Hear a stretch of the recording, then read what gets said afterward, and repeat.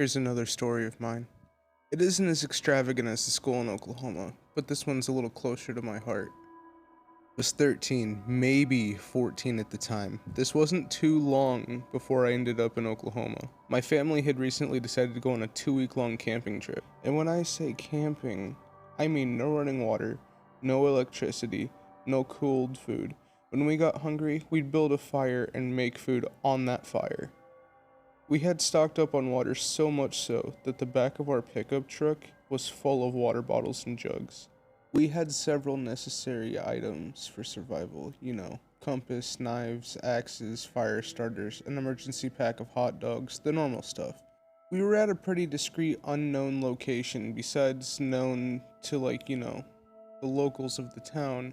It was labeled as a national park, but it doesn't have any of the national park things, There isn't too many trails, no national sites, just a few tent spots and a place to go fishing in the local river, the Wapsipinicon, but more on that later.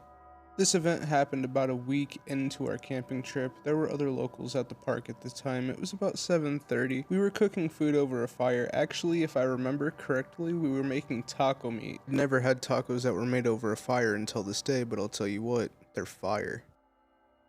We ate it and just bullshitted around until the fire died out at around 9 p.m., and then we went in the tent. Sooner than we thought, it had gotten dark. My family, all looking around and talking to each other, it came to a halt.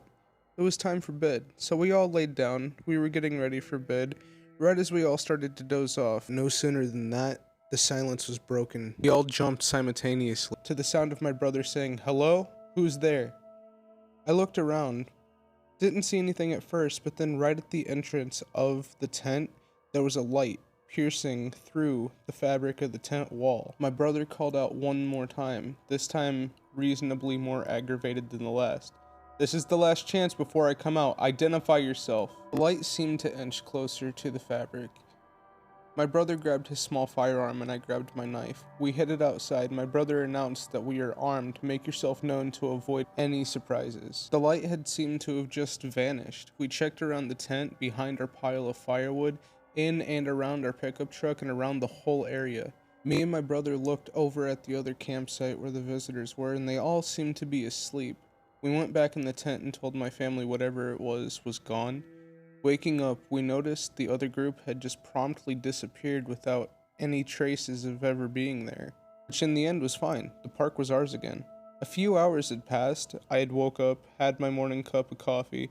I decided to go down to the river, just to go down there and have some peace and quiet, walk along the riverbank, pick up shells, skip rocks, do whatever a 13-year-old boy wanted to do with the river. I decided to walk down along the wooden stairs to the river trail. No big deal, I've took these stairs hundreds of times in the past. But about halfway down, something drew my attention to a trail that I had never noticed before. It was completely new to me. It had been there all along, I just never took note. I deviated from the river walk, and I go on this other, slightly overgrown trail. The first thing you see walking into the trail is a giant rock. The rock was spray painted with a gold base of just golden spray paint, and then the words, "Rest in peace, Augie," sprayed on top of it. I'm slightly uncomfortable at the time, but I keep on pushing forward anyways, not thinking too much of it. Not even 20 feet from this rock is a downed tree with the words "Turn Back" carved into it. The carving wasn't fresh either. It looked to have been there for years. I only noticed it because a random river snail was just inching its way along the carving. I crouch under the tree and keep walking the trail. Suddenly, I see bones, lots of them. Appeared to be too large to be human remains, maybe a deer or a horse. I'm completely off-put by this, but I continue anyways. I look around and notice some random items. Notice concrete cinder blocks in a perfect ring, with every other block that has a candle that's about half burned on it. Random car battery very close to the blocks, and in the middle of these blocks looked to be a big star scratched into the ground. At the time, I'm 13 and Christian, so I had no clue what this symbol meant. But since now I'm 21, and I have educated myself on a lot more than Christianity, I know exactly what it was. A pentagram had been scratched into the ground, a ritual site, rings of cinder blocks with candles being burned on each point of the star. I understand what it was. I stop and stare at it for a second as if I'm trying to understand. Right as I feel I'm coming to grips with it, I hear a stick snap close to me, and I booked it back to the campsite.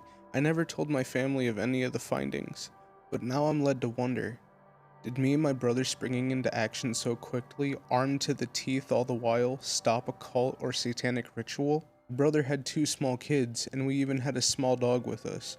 Did something truly terrible have happened to us that night? Whatever the case may be, I shit bricks when I think about the tragedy that could have been.